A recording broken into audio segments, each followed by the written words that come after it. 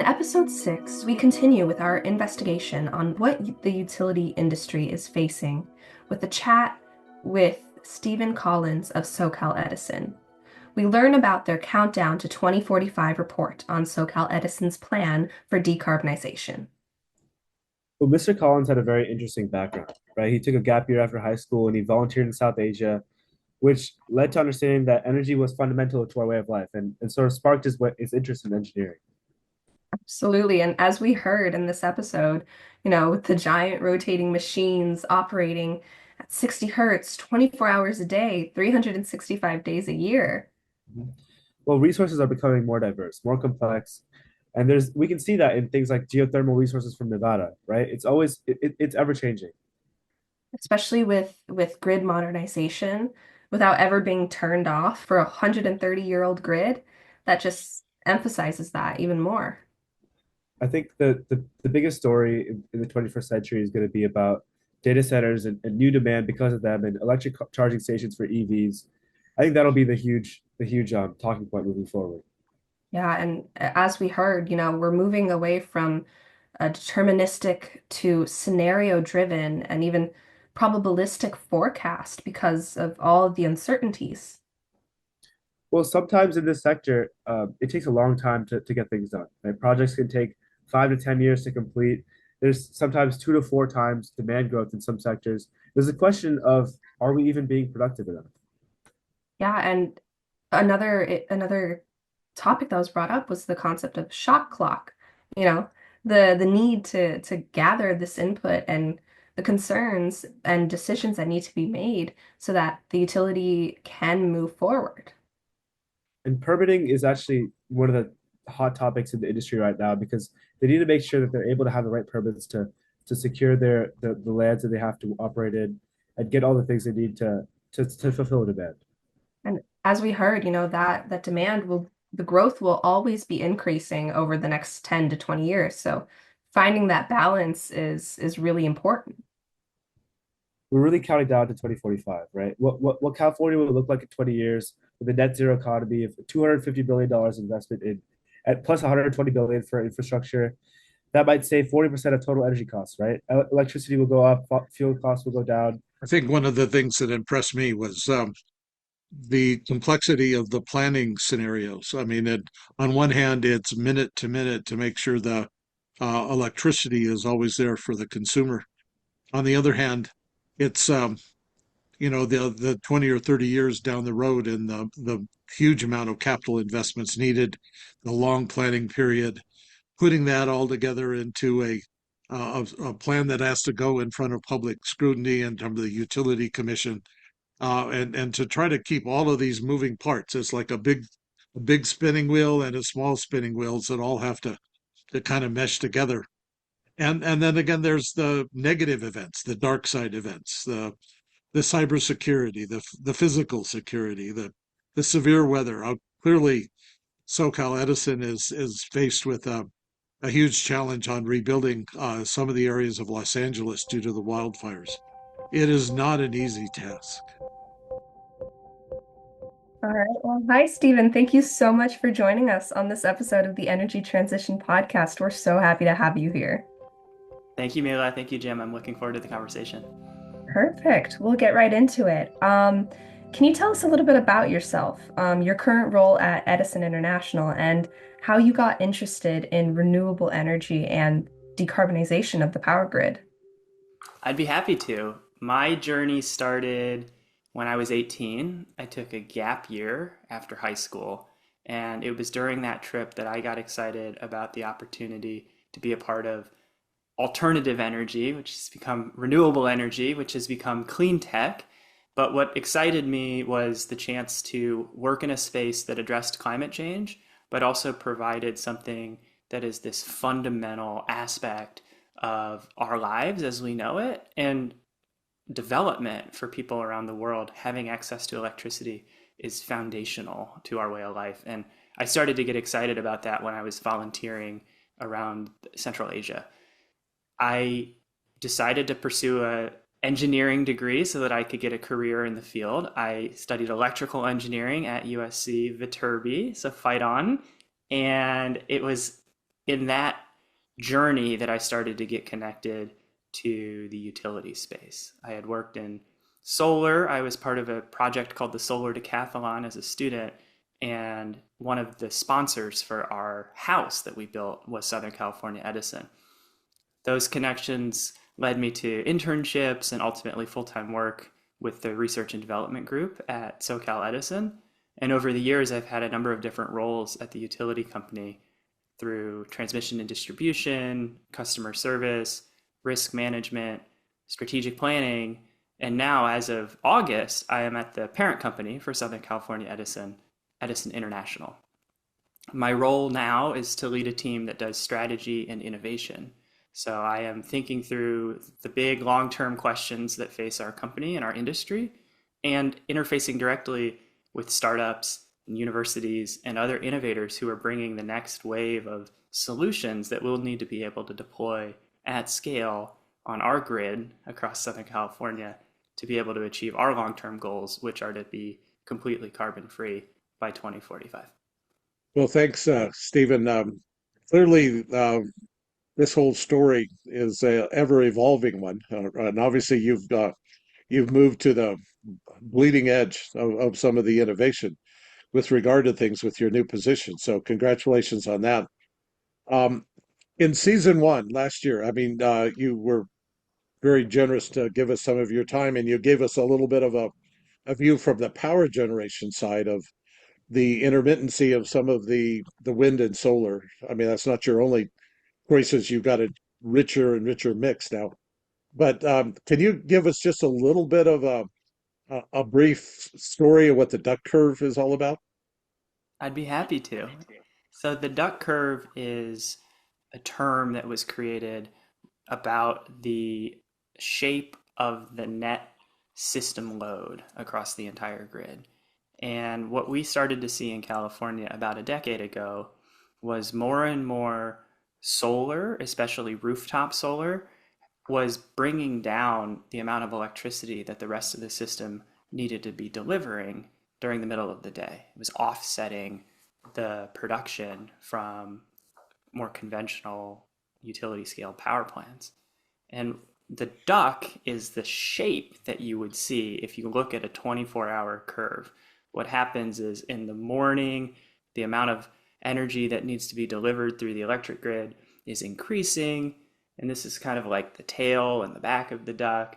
And then as the sun rises higher and higher in the sky, you get more and more electricity from solar. And so the amount of electricity that's needed in addition to that drops quite precipitously for the first few hours. And then it stays low through noon and the early afternoon. And what's really important about the duck curve is what happens when the sun starts to set, because that starts to occur in the evening, which is the same time that people are coming home from work, they're turning on their lights, maybe they're cooling down their air conditioning at home, TV, starting to cook, plugging in their electric vehicles even. And so you have two factors that are going in opposite directions. One is the amount of electricity that solar is providing is going down because the sun is setting. And two, the amount of electricity that's needed to be delivered is going up because of all those behaviors. And the requirement on the grid is to always have exactly the right amount of power available.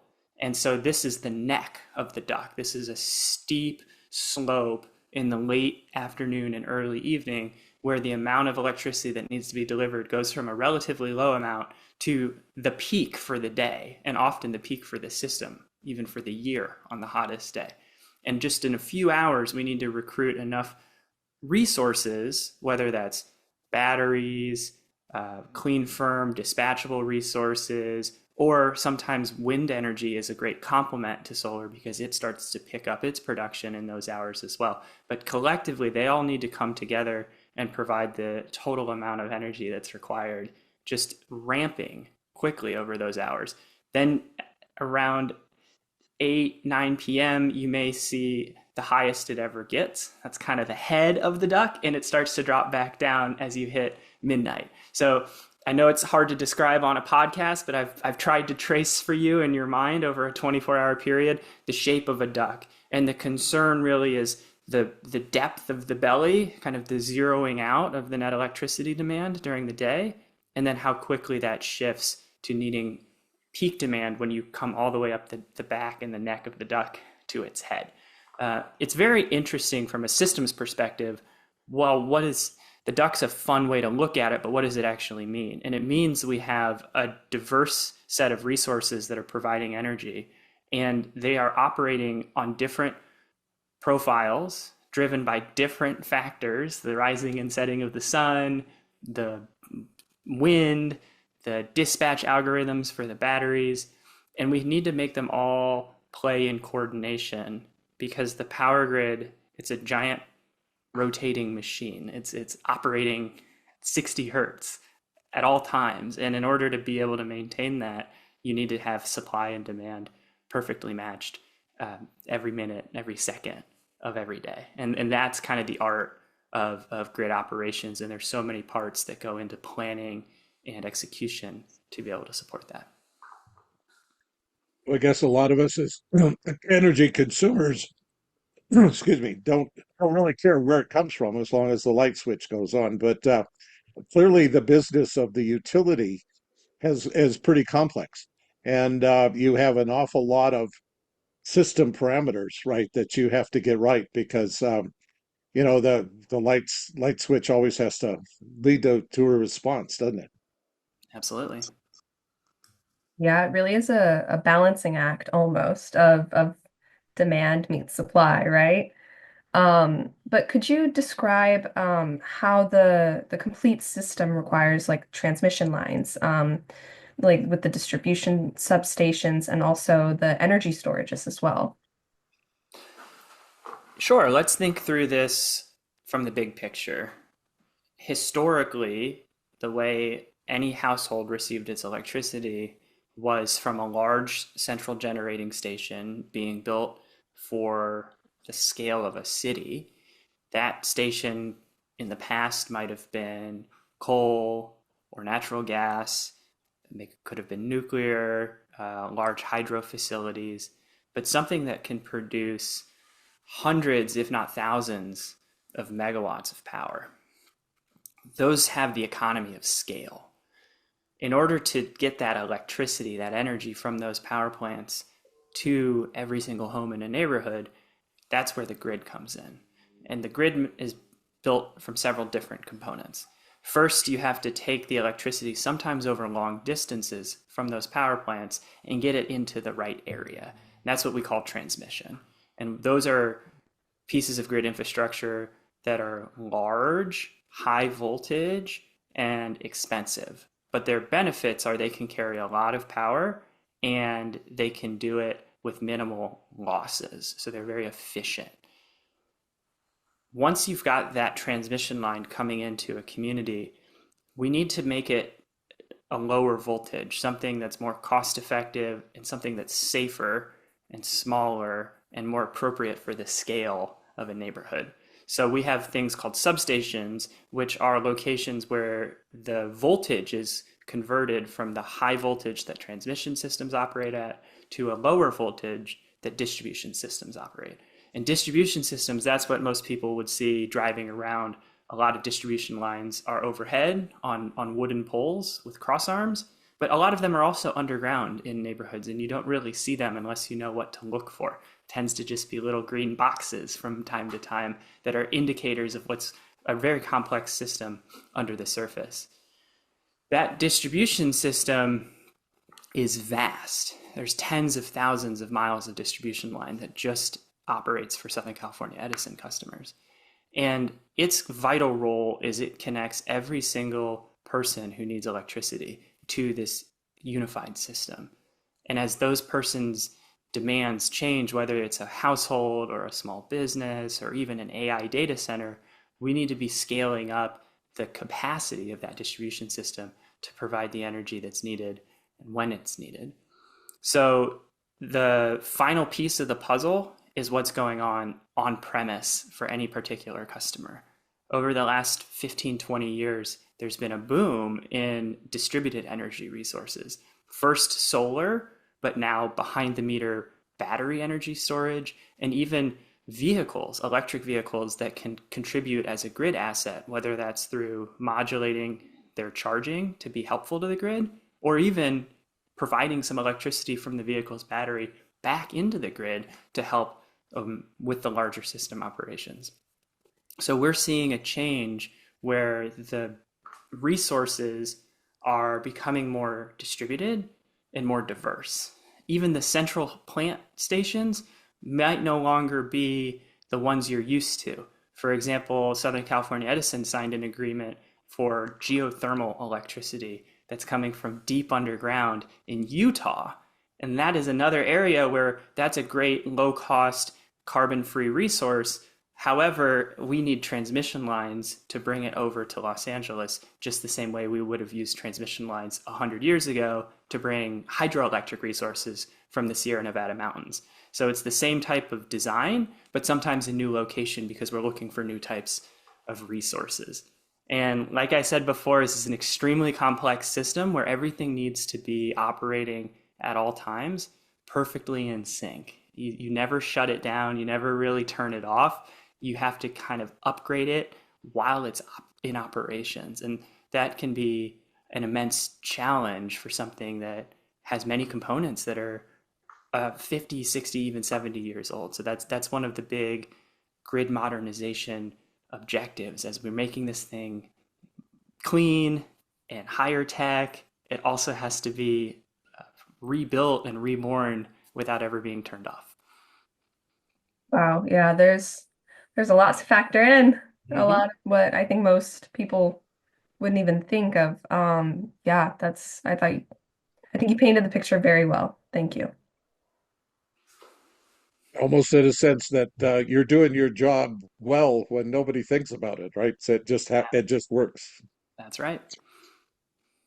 So these upfront capital investments that you were talking about, so some of these other maybe less visible pieces of the whole energy system you talked about, they still cost money, and they have to be part of the total cost of bringing power to our homes or businesses. How do you go about forecasting these infrastructure needs? And then how do you go about getting the money from the public utility company through rate structures or whatever? How do you get them to approve all of the costs that you need to bring the full system Mm-hmm. yeah, in place?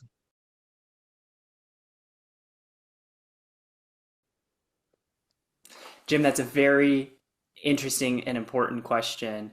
There are legions of experts in the state who work on exactly these things. So I'll try to do it justice with a high level overview, both of the forecasting and then also the funding and the cost recovery. Let's start with forecasting. Forecasting is vitally important to an infrastructure company. If we don't have a plan for what's going to be needed in the future, then we can't mobilize our resources to start building out to essentially skate where the puck is going. So the forecasting is a capability that we are very strong at in-house at the utility company, but there are also other agencies within California that do forecasting, and we meet together and we make each other's forecasts more accurate and reach consensus. So one extremely important industry forecast is called the Integrated Energy Policy Report. We call it IEPR, IEPR, and that is published by the California Energy Commission. What it shows is when you account for changes in customer behavior, whether that's more households being built because we have a growing state and a growing economy, or more electric vehicles being adopted because they're becoming more affordable and more desirable, and it helps to meet our climate goals, or more houses switching their water heaters or their furnaces from burning natural gas to using electricity in the form of a heat pump. All of these things are adding up. The big one that's been driving recently is the influx of extremely high power demand for data centers and also for charging sites where larger electric vehicles like trucks and buses can come in to a depot and plug in fleets of vehicles that are all charging together. And those are some of the biggest demands that need to be forecast, because for every additional kilowatt hour of electricity that a customer needs, whether they're using it in a data center or to cook their macaroni and cheese, we need to make sure that we are planning not only the infrastructure, but also the energy resources. So you need to build the wires big enough, but you also need to keep adding solar panels, keep adding batteries, keep adding wind turbines so that we're always having enough power to meet the need. Um, there are pretty advanced tools that are used for this. And the state of the art where the industry is heading is to move away from what we call a deterministic forecast, which would be just a single view that everybody aligns against and says, this is our best guess, we will execute to it, to a scenario driven probabilistic forecast where we acknowledge there's uncertainty in how all of this will play out. We model multiple futures and we make decisions probabilistically based on the set of scenarios that we're evaluating. So that's a much more computationally complex endeavor, but we have the tools and the resources coming online to be able to do that with increasing accuracy. I tell my students that the world is no longer deterministic, but it is probabilistic. And then I said they have to pay attention in class, in their statistics class, Yes, because they're going to have to use some of that stuff later on. absolutely. And this is a perfect example. Um, let's talk about funding and cost recovery, because this is really at the heart of the regulated utility business model. So any regulated utility company has what's called a natural monopoly. It's in everyone's best interest for there to be a single set of wires, a single set of pipes that everybody uses, rather than competing sets that are all built, down the same street and not being fully utilized. Because there's a natural monopoly, there needs to be a role for a regulator to make sure that the monopoly isn't abused. It's a conservative mechanism to protect the best interests of the public and the ratepayer. The way that materializes for an electric utility company in California is all of the forecasts and then all of the infrastructure that's designed to meet the demands that are shown in the forecast need to be validated with the Public Utilities Commission. And that is a process that happens on a 4-year cycle for each utility company. It's called our General Rate Case, or our GRC.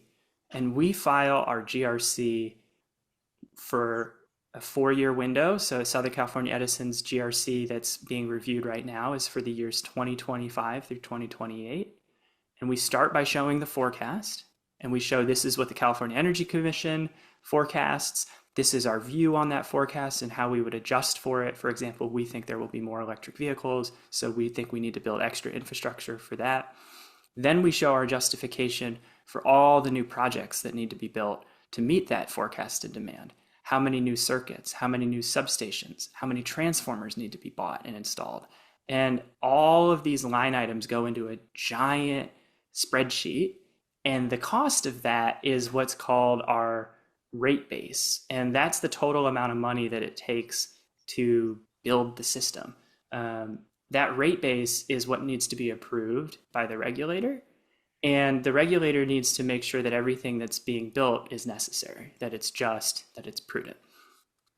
And the way that they do that is through an extensive review, but also through a process that involves intervention. It allows other stakeholders to review the public filing and offer their own point of view on whether or not they agree with what's being proposed.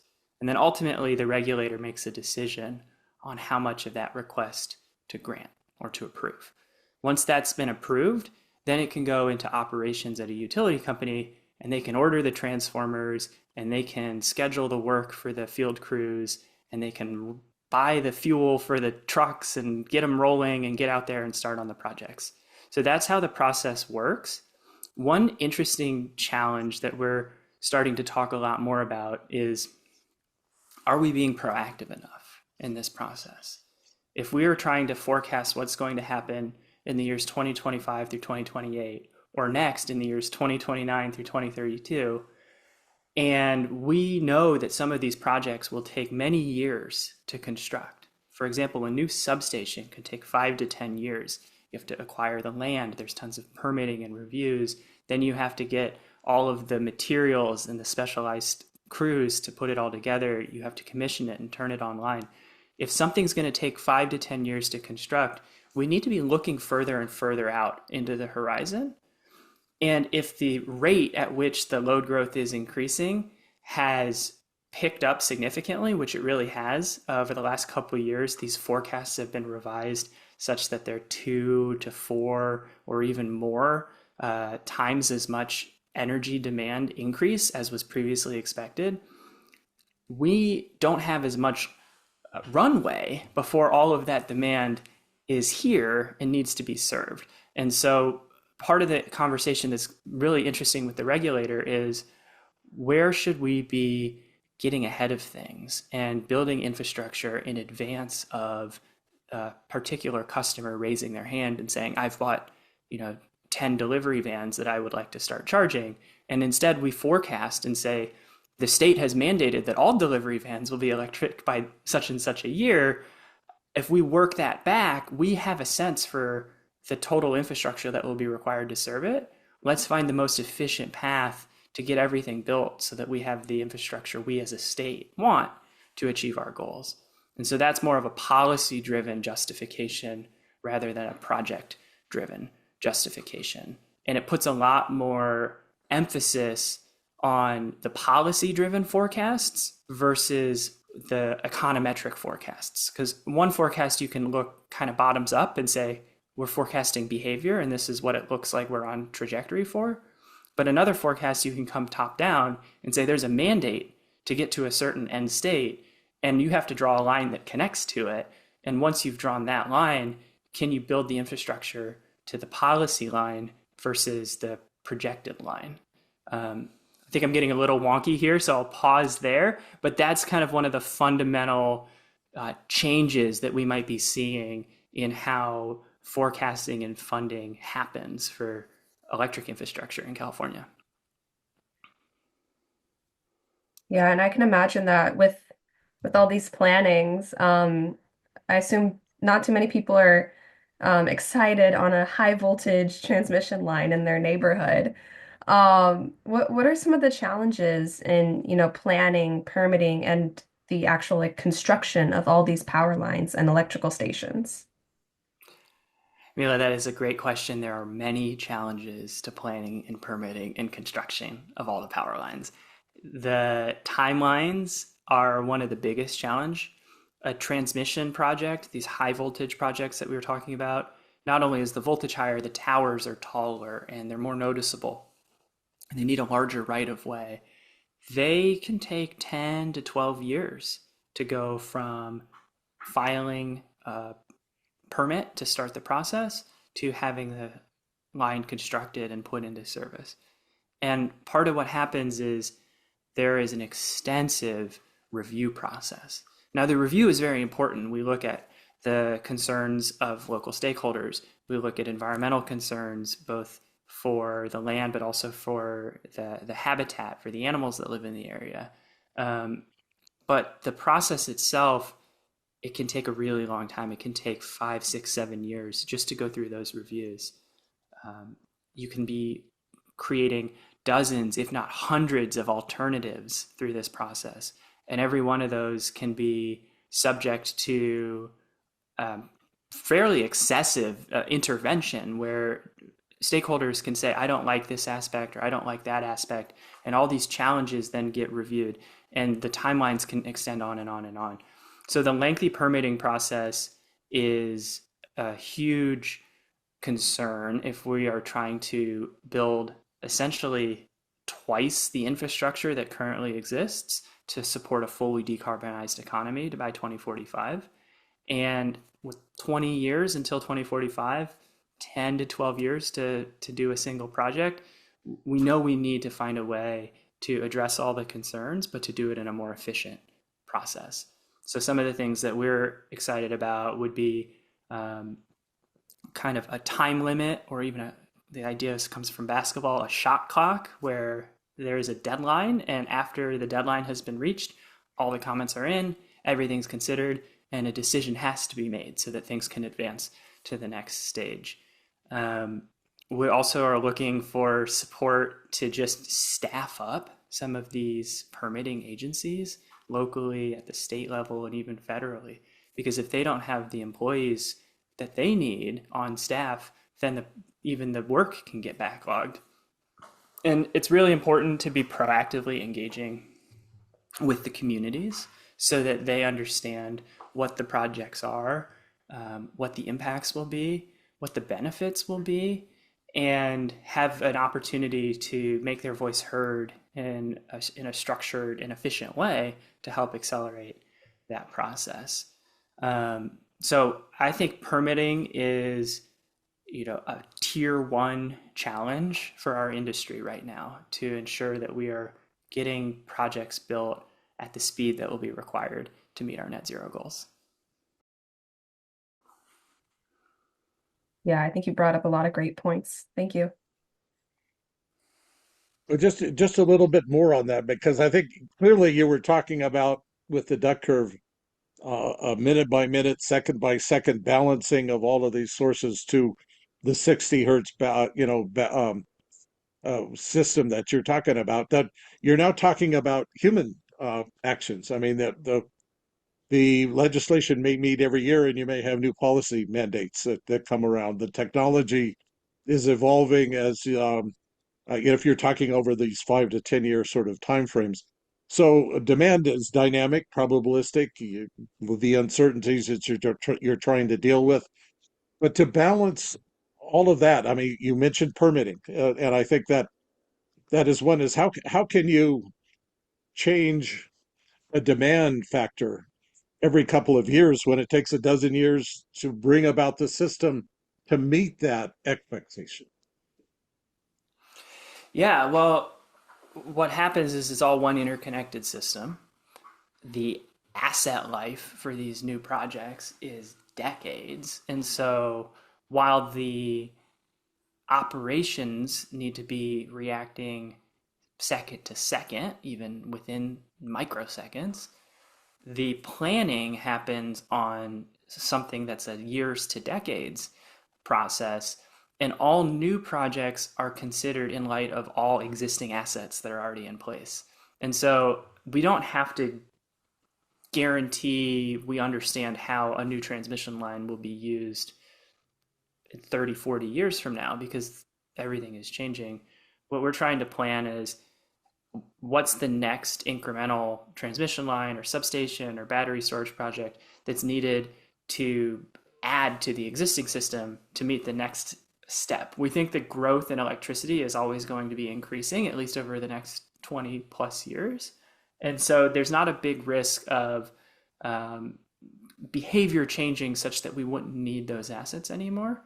I think it's more about adding the right incremental resources in the right places at the right time. Because once they're added, they all become part of the big interconnected system, and how the power flows can be reallocated, it can be rerouted.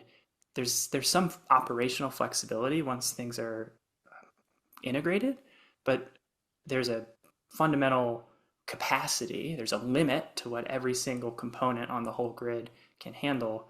And so the challenge of adding more and more infrastructure is to make sure that as the total demand is growing, we have enough additional resources essentially to spread the load so that we're not exceeding the limits on any one component, which would cause either an outage or even a safety incident.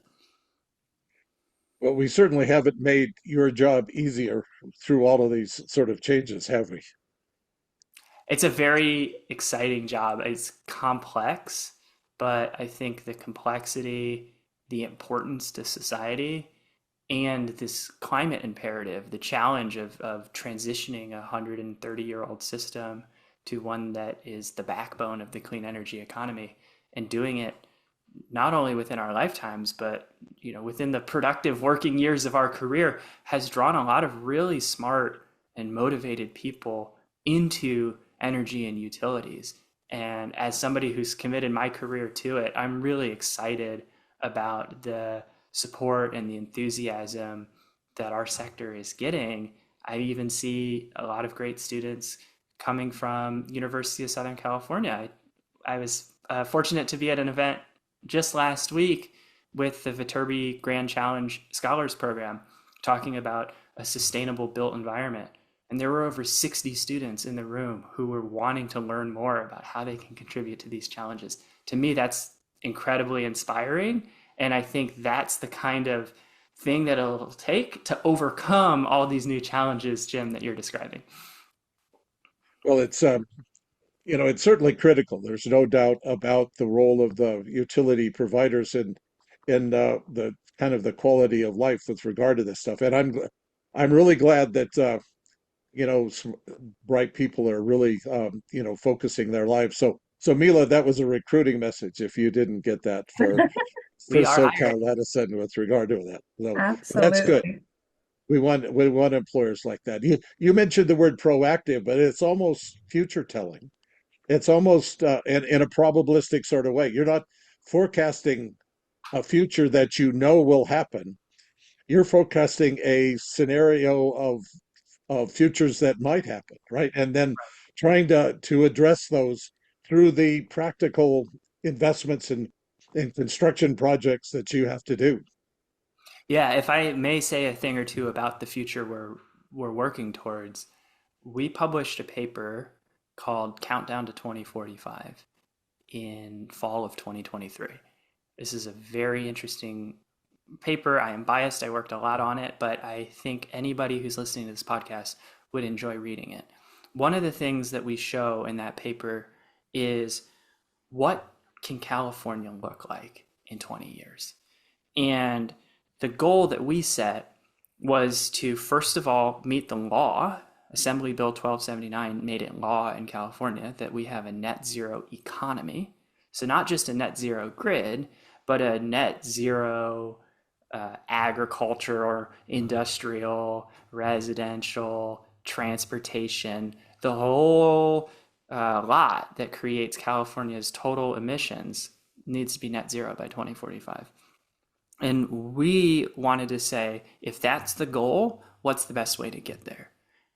We believe the best way to do it, the most feasible, the most cost-effective way to achieve that is through a significant expansion of clean energy, lots more wind, lots more solar, more batteries, more clean firm resources like geothermal or nuclear, even potentially roles for clean molecules like clean hydrogen. You put all that together, you nearly triple what we have today. That then becomes the source of clean energy on which the economy can run. But since so much of it is electricity, you need to take the electricity infrastructure and nearly double it so that you can deliver that electricity to the homes, the businesses, the factories, the vehicles, the ships, and everything else that will be decarbonizing. What we found was, even with all that extra renewables, we estimate about a $250 billion investment. And even with all that extra grid, we estimated around $120 billion of additional investment. This is for across the state. That's another $370 billion that gets invested. But because these clean energy technologies, whether it's an electric vehicle or a heat pump for your home or for your water heater, they are more efficient. If you think about a combustion vehicle, so much energy goes to waste in the form of heat and doesn't go to driving the vehicle forward. And so the efficiency of these technologies and the declining cost curves that we all have seen and are expecting from renewables, especially solar, but also batteries and wind, we believe that that will ultimately result in households in Southern California saving 40% on their total energy bills relative to what they pay today. And so right now, a household in Southern California is putting gasoline at the pump into their vehicles. They're paying for that every time. They're paying for natural gas to heat their space, to heat their water. They're paying for electricity for everything that they're using electricity for. And when you consider the savings on gas and gasoline, and you consider the additional expense required to support all of that investment in renewables in the grid, we're showing that customers come out basically 40% ahead. So that's not a crystal ball. There's no guarantee there, but there's a lot of room, there's a lot of leeway in that forecast for this to still be something that really everybody benefits from. You meet the climate objectives, you've got clean air, and you've got tons of new jobs to build and deploy and operate all this infrastructure. And then finally, you have customers saving money in their wallet every month. So that's kind of the future state that I truly believe we are headed towards. And I think that's part of what's getting people really excited is you don't usually get these kind of win-win opportunities. And this is a really, really good chance for all of us. Well, there's an awful lot of good news expectations in what you're describing. Not everything is good news, right? I mean, you have extreme climate or weather events. I'll say weather events. And there's a fire going on in Malibu right now, obviously in Southern California. There are cybersecurity events. There might even be, somebody has a car accident and drives into a substation or something, and a neighborhood is knocked out. How do you plan for the dark side of what the Mm, future might bring?